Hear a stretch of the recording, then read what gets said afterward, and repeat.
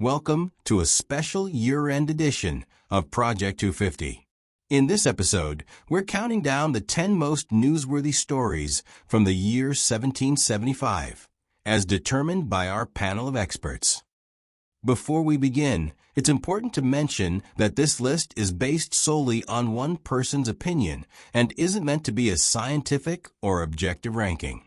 In fact, since it's based on one person's opinion, it's pretty subjective. You might agree or disagree with this list, but either way, let us know in the comment section. Let's have a conversation.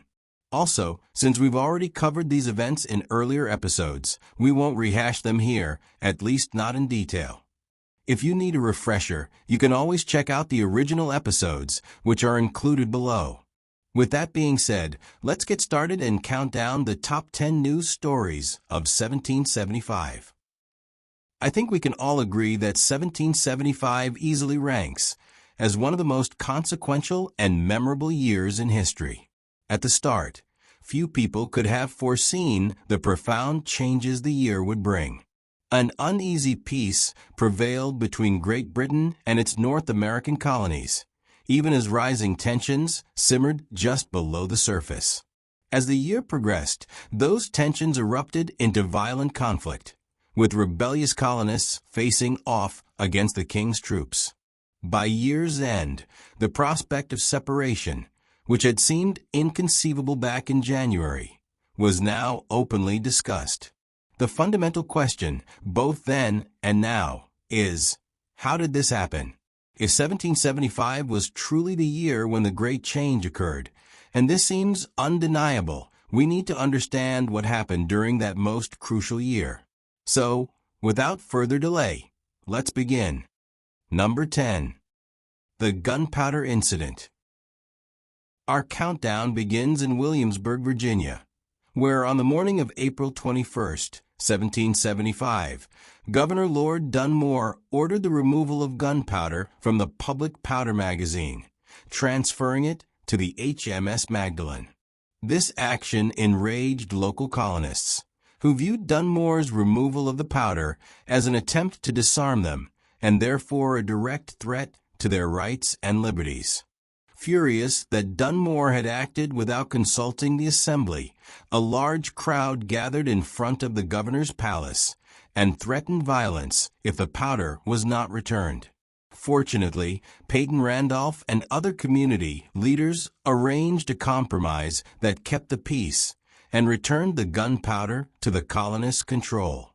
The Gunpowder Incident, which occurred before news of Lexington and Concord reached Virginia, illustrated the growing rift between Great Britain and the colonies and marked an important step toward revolution.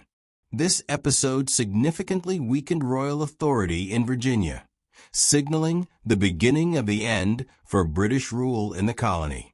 It deepened distrust between the colonists, Dunmore, and the British government and stirred up the Virginians' ever-present fears about race and slave rebellion.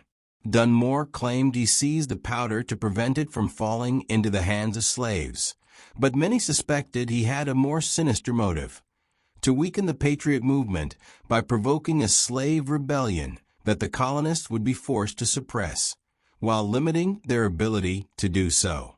Although Dunmore insisted his intention was to prevent insurrection, the colonists remained fearful that he aimed to use the powder to arm the slaves.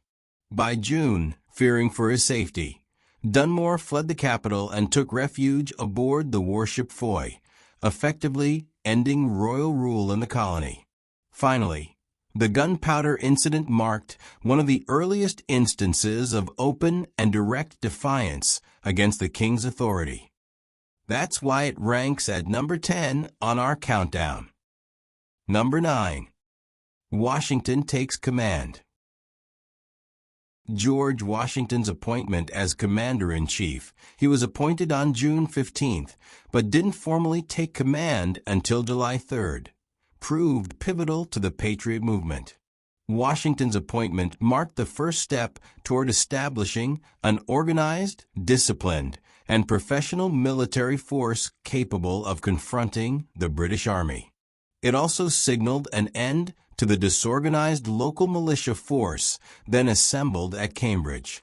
As a Virginian and outsider, Washington brought a sober and realistic assessment to the so-called Army at Cambridge and its capabilities.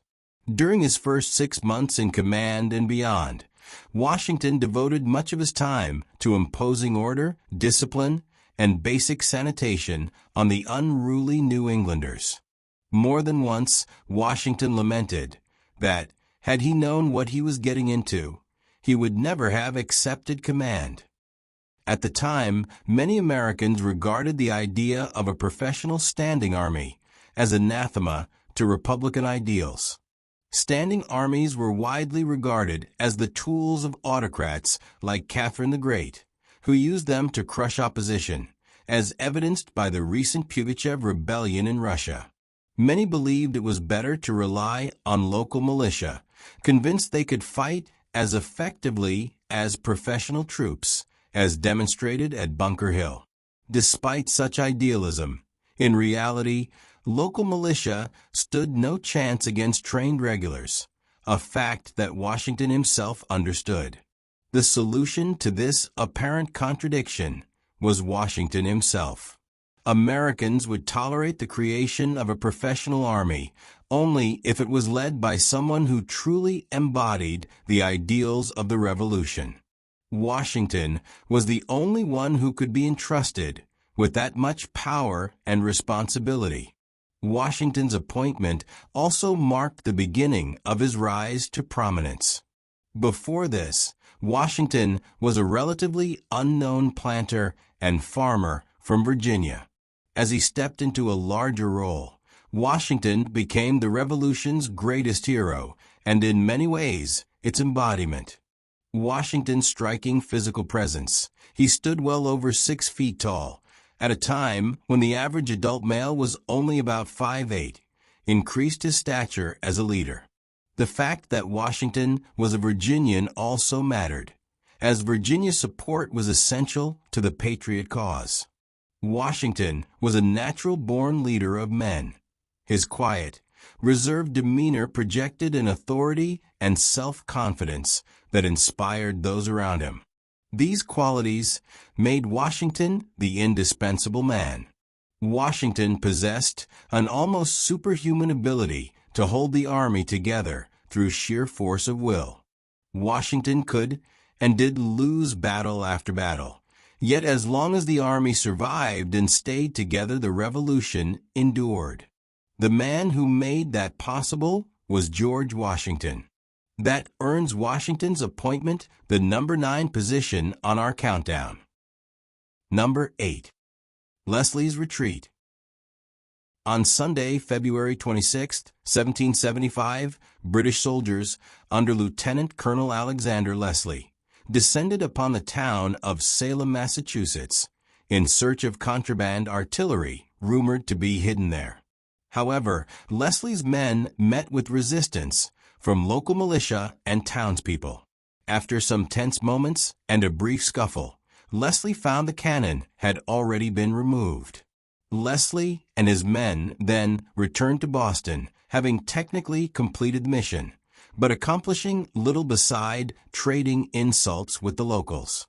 Although something of an anticlimax, Leslie's retreat raised the political and military stakes for both sides.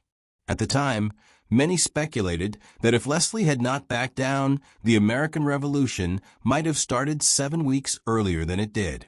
Even though the Revolution did not begin that day, both sides had taken a step closer to conflict. The British became more aggressive in searching for weapons caches, while the colonists grew more determined to resist. Both sides were less willing to back down. An even greater concern was the growing tendency for both sides to see each other as potential enemies. The colonists began to see British soldiers less as protectors and more as an occupying army. At the same time, the British started to view the colonists less as loyal subjects and more as a hostile rabble. Both sides may have had a point. Over the next few weeks, these tensions would continue to grow and fester. Given the increasingly aggressive attitudes exhibited by both parties, some sort of violent confrontation seemed inevitable. Leslie's retreat should have served as a warning to British officials to tread more lightly and possibly change their approach to the crisis. Certainly, their attempt to sneak through Marblehead while people were at church had failed completely. At the very least, Leslie's retreat demonstrated that the British Army could no longer move through the Massachusetts countryside without being observed. But instead of serving as a cautionary tale, the incident seemed to embolden both sides, especially the British, who felt the need to save face after being forced to back down at Salem. This earns Leslie's retreat the number 8 spot on our countdown. Number 7. The Battle of Quebec. There is no way to sugarcoat this one. The Battle of Quebec and the entire invasion of Canada was an unmitigated disaster and should never have been attempted. The Americans suffered a devastating defeat that could not be easily remedied. American casualties were likely between 30 and 60 killed and wounded, with another 300 to 400 captured. Around 3 dozen of those captured later died in captivity. In comparison, General Carleton reported that the British suffered about 14 killed and wounded. More troubling than these numbers was the loss of the Americans' top commander, General Richard Montgomery, and his second-in-command, Benedict Arnold. The death of Montgomery, one of the Americans' best combat commanders, was a severe blow to the Patriot cause. The fact that Arnold had suffered a gunshot wound at almost the same moment that Montgomery had been killed sparked a panic and a collapse of morale that added to the catastrophe. Quebec marked the first major defeat for the Americans. The campaign, which began with such high hopes, had ended in utter failure and despair. For Loyalists and British forces in America, the battle at Quebec provided a much-needed morale boost. Before this, the pro-British side had been taking it on the chin. It doubtless felt good to get some of their own back. Meanwhile, the Americans were forced to acknowledge that winning the war would be more difficult than they anticipated. Early on, supporters of the invasion had expected only token resistance from the Canadians, if not open support. They were shocked to discover that they were wrong. The invasion also severely alienated the Canadian people, who should have been natural allies of the Americans, or at least sympathetic to the Patriot cause, especially the French Canadians. Instead, the invasion bred distrust between Canadians and Americans, a feeling that persists to this day. In the wake of the disaster, Arnold faced a challenging situation. By January 1st, battle losses and expiring enlistments meant Arnold would only have about 600 men remaining to continue the siege, about half his original force. Arnold asked General Worcester at Montreal for reinforcements, but Worcester, who had only 500 or 600 men, refused to send help. Arnold would try to carry on, but any possibility of capturing Canada, if it ever existed, was now over. As 1775 ended, with the siege at Boston still dragging on and Arnold struggling to hold his army together, the outlook for the Patriot cause appeared very bleak. It is for all of these reasons that the Battle of Quebec sits at number 7 on our list. Number 6. Congress returns. By previous arrangement, the Second Continental Congress convened on May 10, 1775, at the Pennsylvania State House, now Independence Hall, in Philadelphia. The delegates were confronted with the reality of a war that had already begun. Coincidentally, Congress had reconvened on the same day Ethan Allen and Benedict Arnold captured Fort Ticonderoga, though the delegates were unaware of this at the time. The return of Congress was important for many reasons, some obvious and others less so. In short, the American Revolution was entering a new stage. One of the first actions taken by the delegates was to re-elect Peyton Randolph as president. Another was to appoint George Washington as commander-in-chief. When they met in Philadelphia, Congress faced a fundamental question. Who gave them the authority to act? The short answer was nobody. Raising an army and starting a war had not been part of Congress's original mandate in 1774, and no one had authorized them to do so now. The longer, more complicated answer was one of pure necessity. Like it or not, the war had already started. Someone had to take charge, and there wasn't anyone else. While this decision raised a few minor concerns, it solved one major issue by giving some central direction to the Patriot cause. The Continental Congress, even with its limited and ill-defined authority, was now in charge. It provided a unified voice for the resistance movement, even though Parliament refused to recognize it.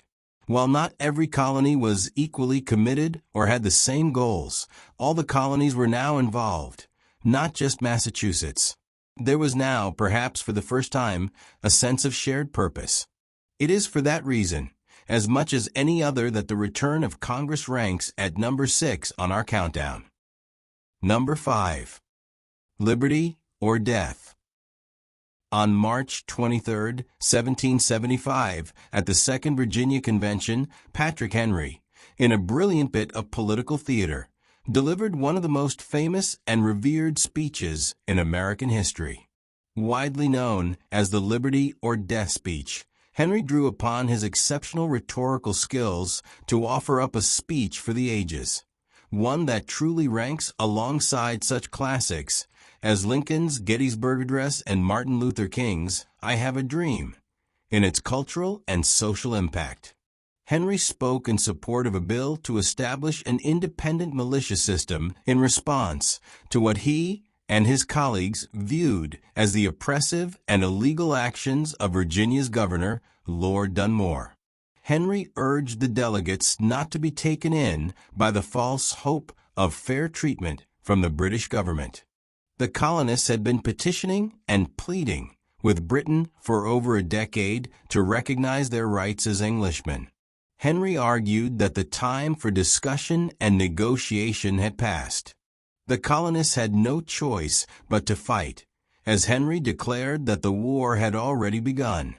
Our brethren are already in the field. Why stand we here idle? Is life so dear, or peace so sweet, as to be purchased at the price of chains and slavery? Forbid it, Almighty God! I know not what course others may take, but as for me, give me liberty or give me death. Thanks in large part to Henry's speech, the militia resolution passed by a narrow margin. More than just persuasive rhetoric, the speech seemed to capture the spirit of the moment and gave perfect voice to the moral question at the heart of the Revolution.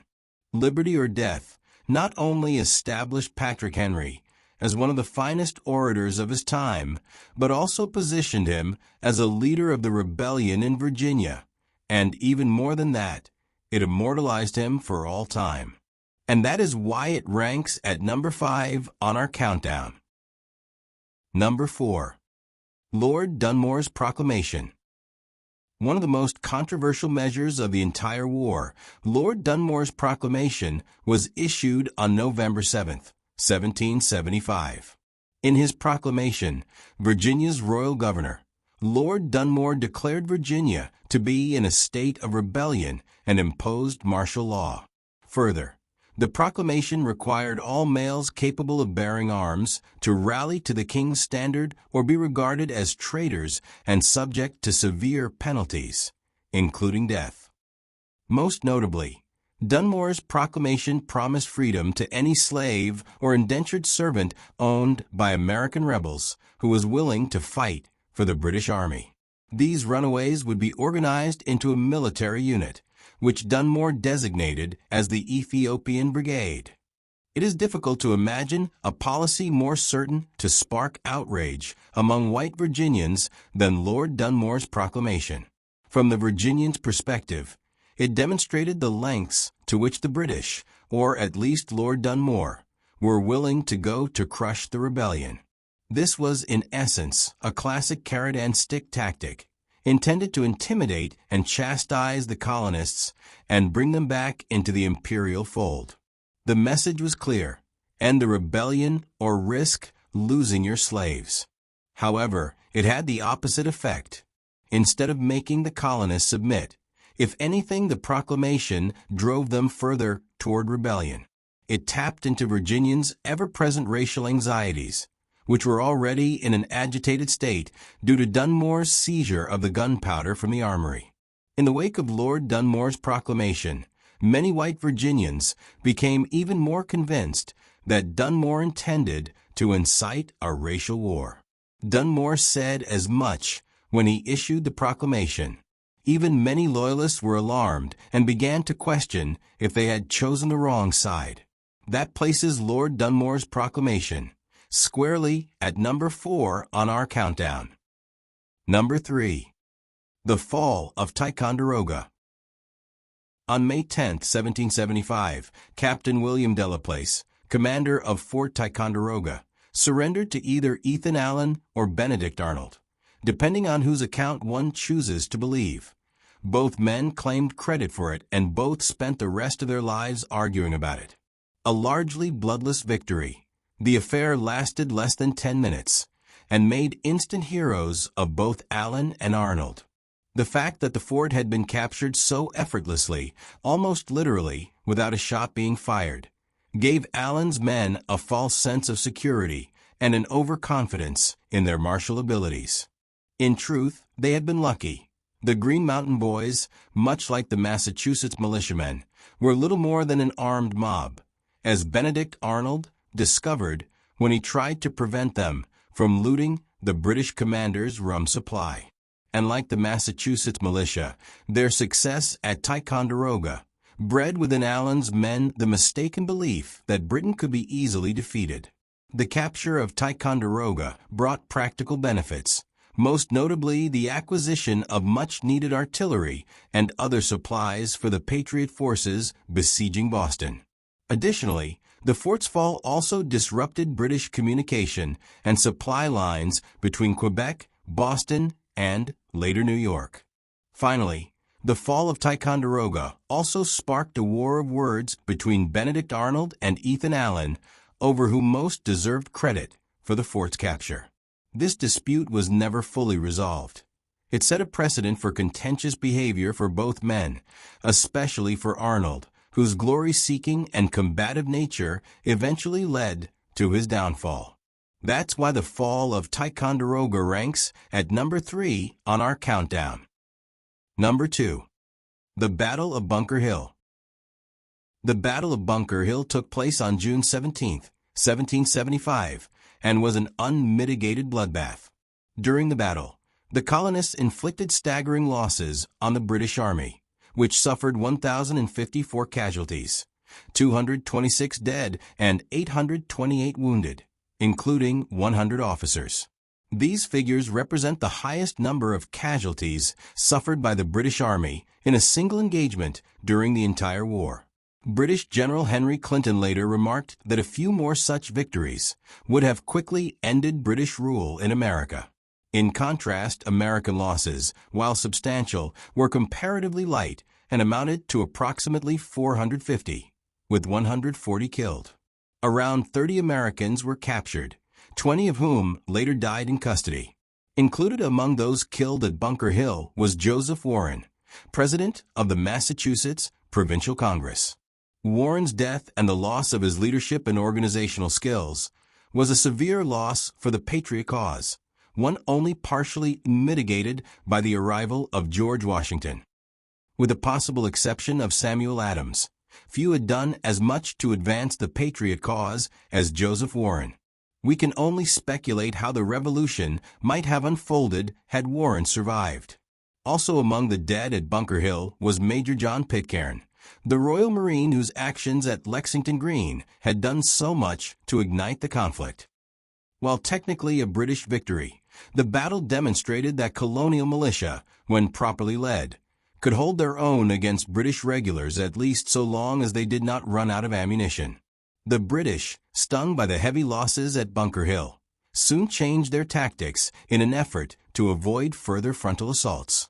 Bunker Hill made it clear that subduing the rebellion would be far more difficult than initially thought, and helped persuade British authorities to engage foreign mercenaries. In the end, Bunker Hill left the British bloodied, but firmly in control of the Charlestown Peninsula. General Burgoyne had achieved his elbow room, but at a frightful cost. Most importantly, Bunker Hill awoke both sides to the harsh reality that they had a real war on their hands. This was no longer just an armed protest movement. That is why Bunker Hill ranks at number 2 on this list. Number 1. The Battles of Lexington and Concord. Was there ever any doubt about this one? Indeed, the choice seems so obvious that it scarcely needs explanation. After all, this is where it all started. The moment when 15 years of growing mistrust and hostility finally boiled over into open conflict. Moreover, for those who lived through the war, Lexington and Concord represented their Pearl Harbor moment, when Lieutenant Colonel Smith and his British regulars carried out an unprovoked and dastardly attack against the Lexington militia. Casualties on both sides were substantial, though exact numbers remain unclear. The best estimates place British losses between 243 and 273, including 73 killed, 174 wounded, and 26 missing, including 18 officers. Rebel casualties totaled roughly 95 individuals, with about 50 killed or mortally wounded and 39 wounded. These figures do not include civilian casualties, of which there were many. Although the two sides had not yet reached the proverbial point of no return, blood had been shed, and there was no backing down from that. The phrase "changed the course of history" is one that often gets tossed around too casually when discussing historical events. But in this case, it is fully justified. Indeed, if there was ever an event that truly changed the course of history, it was Lexington and Concord, and especially Lexington. These battles did not merely start a war, they ignited a revolution, whose impact is still felt to this day. The engagements at Lexington and Concord launched the struggle that led directly to American independence and the establishment of the United States as a sovereign nation, one that would become both a symbol of hope and freedom, and, for better or worse, the world's dominant superpower. And it all began right here. It is for all of these reasons and more that Lexington and Concord are ranked number 1 on this list. This concludes our special year-end edition of Project 250. I hope you enjoyed the episode and thank you for your attention. Do you agree with this list? Share your thoughts in the comments below, especially if you disagree. What would your top 10 list look like? Which events from 1775 do you consider most newsworthy? Finally, would you like to see more special episodes like this one? Either way, let me know in the comments below. Thanks again for watching, and Happy New Year!